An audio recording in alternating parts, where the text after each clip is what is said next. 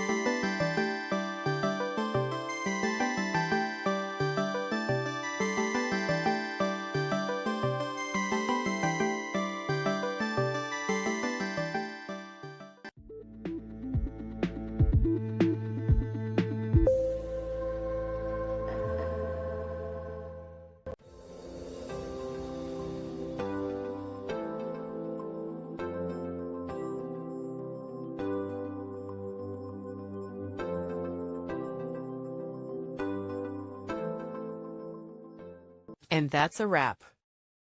I hope you found the answer you were looking for. If you did, take a second to hit that subscribe button. It really helps out.